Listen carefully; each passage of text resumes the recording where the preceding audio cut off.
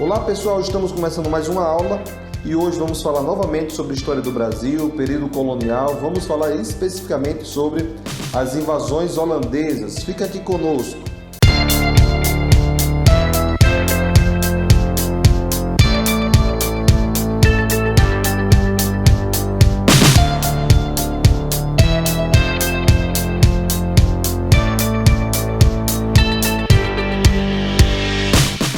Pessoal, antes de pensarmos como foi esse contexto de invasões holandesas no Brasil, precisamos voltar um pouco no tempo e entender uma crise muito importante que afetou Portugal e que foi um dos fatores para que os holandeses decidissem invadir o Brasil.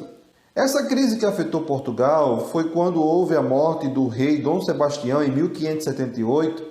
Esse rei, ele tem uma figura muito mística na história da igreja, na história da Idade Média portuguesa. Esse rei ele morre nesse contexto das cruzadas, em uma batalha muito específica no Marrocos, na chamada Guerra dos Três Reis. Ele morre em batalha, apesar que havia toda uma ideia na época, uma crença até do próprio Dom Sebastião de que ele venceria aquela guerra. Ele teve um sonho, e nesse sonho ele tinha se encontrado com Jesus e que afirmava isso. Mas bem, o fato é que Dom Sebastião morre nessa guerra e Portugal fica sem herdeiros. Ele fazia parte da linhagem familiar do rei Dom Henrique I, que tinha sido rei também de Portugal.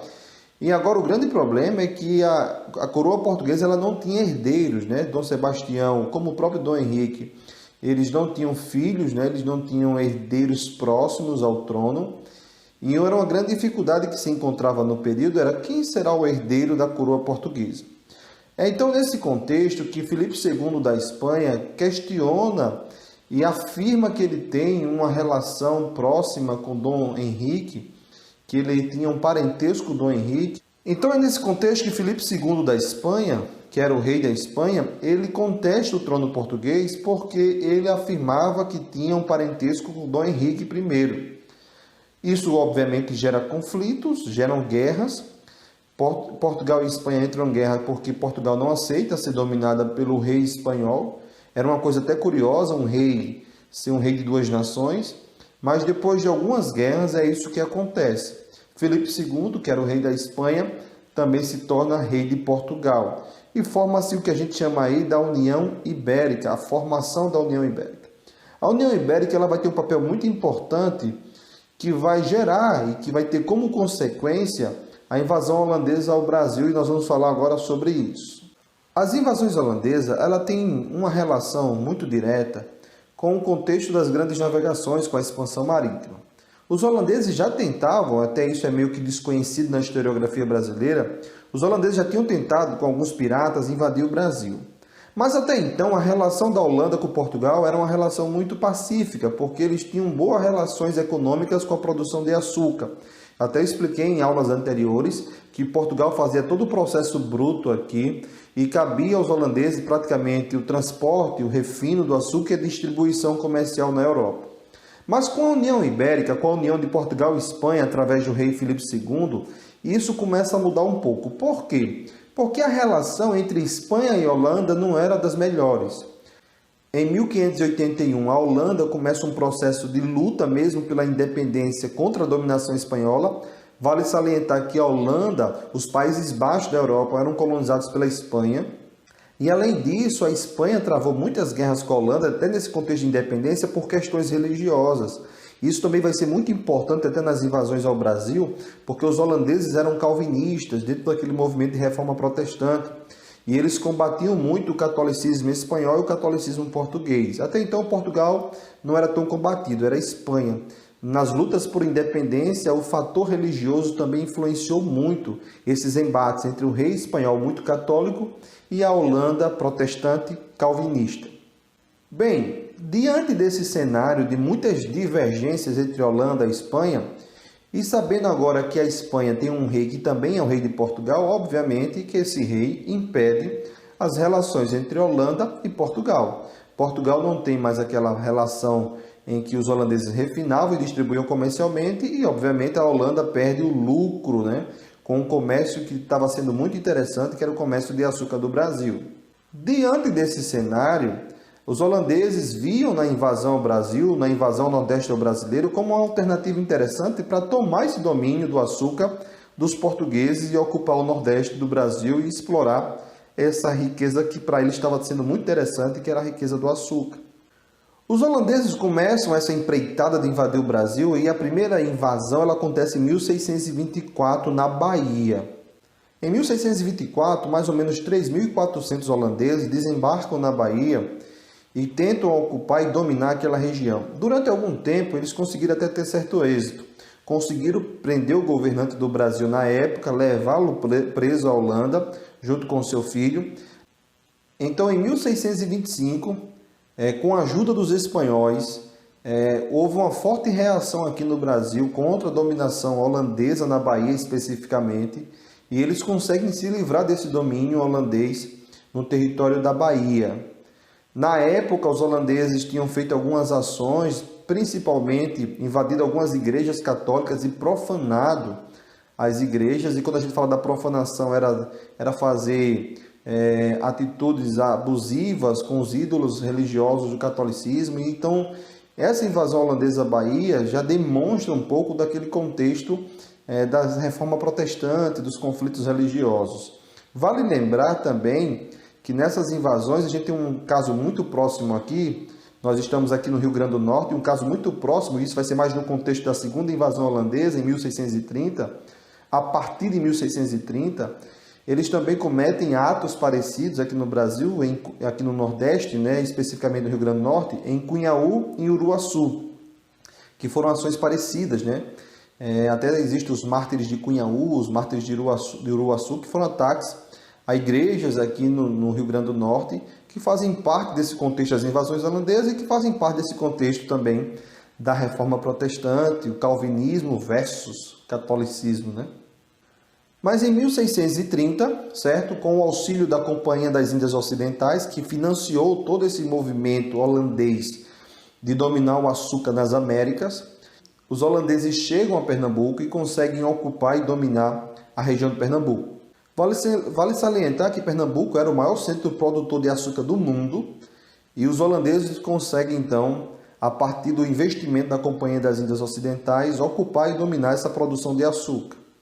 Obviamente, houve alguns movimentos de resistência. O Arraial do Bom Jesus, por exemplo, foi um dos exemplos desse movimento de resistência. Mas depois que os holandeses conseguem derrubar essas resistências que existiam em Pernambuco, eles, além de dominarem Pernambuco, eles se expandem também para outras regiões do Nordeste brasileiro, inclusive tentam novamente ocupar Bahia, Rio Grande do Norte e outras áreas. O Brasil holandês ele vai durar de 1630 a 1654 e eles praticamente dominaram todo o Nordeste brasileiro, tirando aí de Pernambuco ao Maranhão.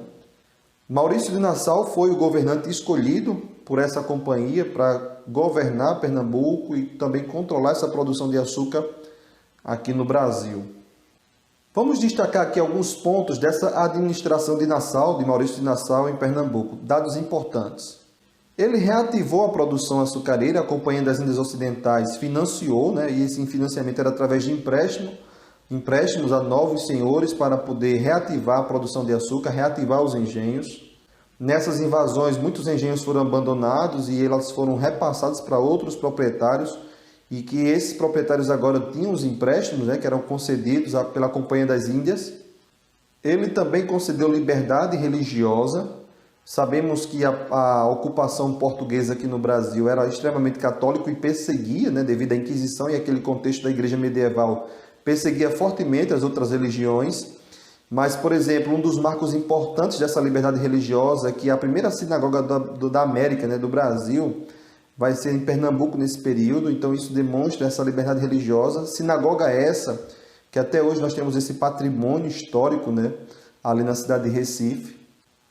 Houve um incentivo também de artistas e intelectuais para virem ao Brasil naquele período, e é importante porque registros da historiografia, registros artísticos sobre como era o nosso Nordeste, a gente deve muito a esses artistas que vieram para o Brasil nesse período.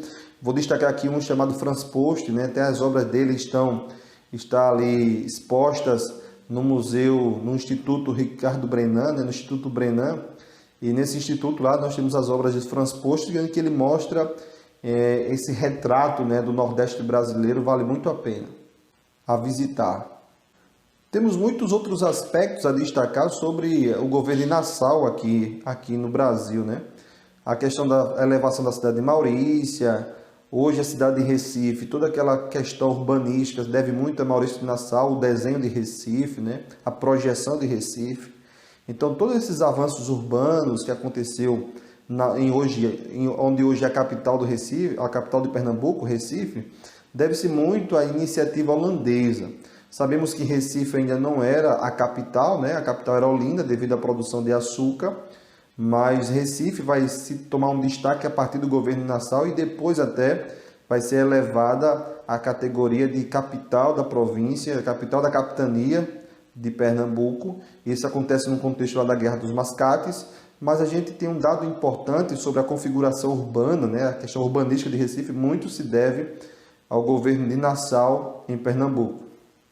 Houve um episódio de 1645 a 1654 chamado de Insurreição Pernambucana, que é quando se começa um forte movimento em Pernambuco para a expulsão dos holandeses. Nós vamos entender aqui alguns aspectos que levaram a essa expulsão dos holandeses aqui do Brasil. Inicialmente, a perseguição dos holandeses aos católicos. Começou a haver uma sistemática muito forte aqui no Brasil de perseguição de protestantes aos católicos aqui. Nós sabemos que a ocupação inicial do Brasil foi dos portugueses católicos, então havia uma herança já católica muito forte aqui no Brasil. Então essa perseguição e essa perseguição holandesa aos católicos gerou uma imagem muito negativa na população nativa do Brasil. Mas para mim um dos fatores que começou a disseminar, vamos dizer assim, os pontos ou os pilares fundamentais para a expulsão dos holandeses foi quando a Companhia das Índias Ocidentais começou a cobrar os empréstimos que tinham concedidos aos senhores de engenho. Além de cobrar os empréstimos, eles cobravam o aumento da produção, aumentaram também os impostos. Até alguns historiadores entendem que isso também gerou uma grande insatisfação em Maurício de Nassau, onde o mesmo pediu a renúncia ou a demissão da função de governante aqui de Pernambuco. Temos alguns líderes famosos desse movimento de insurreição. Esse movimento foi constituído por senhores de engenho, negros e índios. O senhor de engenho que liderou esse movimento, tivemos João Fernandes Vieiras e André Vidal, que eram senhores de engenho. Tivemos Henrique Dias, que era um negro. E Felipe Camarão, um índio poti do estado do RN, muito conhecido aqui na historiografia do Rio Grande do Norte, fez parte desse movimento de resistência e de luta pela expulsão dos holandeses de Pernambuco. Dá-se o nome de Batalha dos Guararapes às várias batalhas que aconteceram no Nordeste brasileiro para a expulsão dos holandeses nesse período. Até existe uma obra de Vitor Meirelles, uma tela em que ele retrata essas batalhas, a Batalha dos Guararapes, que foram as intensas batalhas. Em 1654, então, definitivamente, devido ao movimento de insurreição pernambucana, os portugueses, juntamente com esses grupos que o apoiaram, conseguiram expulsar daqui os holandeses. A perspectiva que nós temos quando nós estudamos isso é agora sim, Portugal conseguiu retomar o domínio do açúcar. De fato, foi isso que aconteceu. Portugal retoma o domínio do açúcar, o controle do Brasil, mas existem alguns problemas que acarretou até na decadência do açúcar posteriormente. Eu vou pontuar sobre isso rapidinho. A Holanda acabou até em 1661 reconhecendo o domínio português no Brasil, mas o grande problema para a economia açucareira e para Portugal foi que os holandeses foram para as Antilhas e lá começaram a estabelecer engenhos e começaram a produzir açúcar, já que eles sabiam e conheciam bem como se dava toda a produção. E além do mais, eles sabiam refinar e eles tinham forte conhecimento comercial, muito conhecimento comercial na Europa. Era até isso que levava aquela parceria deles de Portugal e Holanda antes no Brasil. E Portugal não tinha técnicas tão aprimoradas para refino e Portugal não tinha tanto conhecimento comercial como os holandeses. Além disso, os holandeses ainda passaram a vender um açúcar mais barato. Alguns historiadores entendem que isso foi o fator essencial, fundamental, para que o açúcar brasileiro não conseguisse mais concorrer com o açúcar holandês. Pode ser e é considerado um dos fatores primordiais para essa decadência do açúcar. Quando eu falo decadência do açúcar, não é que o açúcar deixou de ser produzido. Até hoje ele é produzido aqui fortemente no Nordeste, mas não continuou sendo a principal economia, a economia primária do Brasil. É até nesse contexto que os portugueses vão investir novamente em expedições para explorar outras riquezas. A intenção principal até do movimento chamado os bandeirantes, os bandeirantes paulistas, era encontrar ouro no Brasil, e isso vai ter um forte incentivo português nessa tentativa de buscar ouro, de explorar o interior do Brasil. Isso muda até um pouco da configuração territorial do Brasil.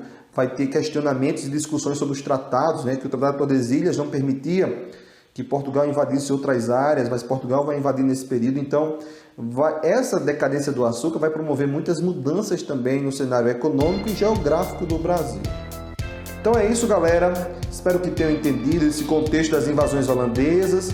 E nós vamos vir mais em outros vídeos com mais novidades para vocês sobre esse Brasil que está em constante mudança devido à decadência do açúcar agora e com o início de expedições e de outros movimentos que vão aflorar a economia do Brasil, a geografia do Brasil, movimentos sociais. Nós temos muita coisa ainda para falar sobre esse Brasil colonial, tá bom? Então um grande abraço, não se esqueça, se inscreve no nosso canal e acompanha tudo que nós temos produzido para os seus estudos. Um grande abraço!